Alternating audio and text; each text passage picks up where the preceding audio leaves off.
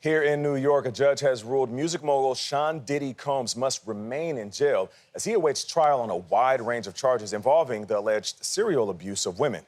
He denies all the charges. Jerika Duncan is outside the courthouse. Jerika, good morning. Good morning to you, Nate. You know, when you think of Sean "Diddy" Combs, this is someone who has had an undeniable influence in hip-hop culture that goes beyond music. But it is that influence that prosecutors say allowed him to get away with crimes for decades. Leaving a Manhattan courthouse Tuesday, lawyers for media mogul Sean "Diddy" Combs insisted he is innocent. He didn't do these things. There's no coercion. There's no crime. And vowed to get the 54-year-old out of jail with a bail appeal. What was the first thing that he said to you after he realized that he was going back to jail tonight? I'll see you tomorrow.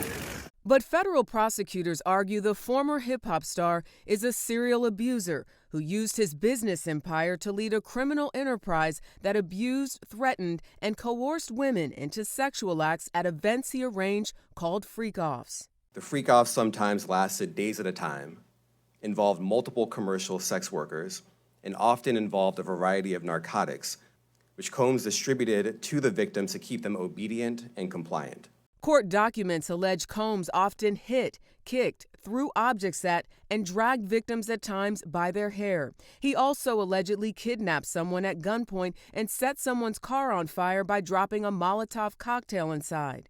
At least one fit of violence was captured in this March 2016 video. It's referenced in the indictment and shows Combs assaulting his then-girlfriend, singer Cassie Ventura, in a Los Angeles hotel.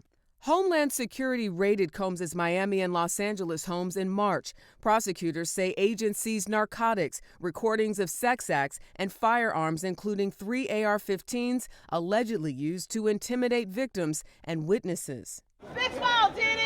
In one instance, prosecutors said just this month, Combs reached out to a former bandmate of alleged victim Don Richard more than 50 times in a span of 4 days.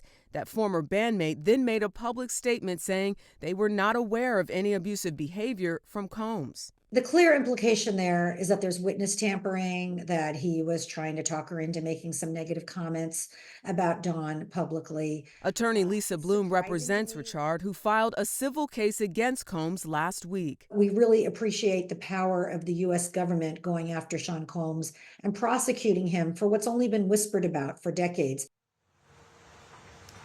Federal prosecutors say they've interviewed more than 50 witnesses and potential victims. They expect that number to grow. If Combs is convicted on these crimes, he faces 15 years to life in prison. Very, very serious charges here. Gayle? Yes, they are, Jerika. Thank you very much.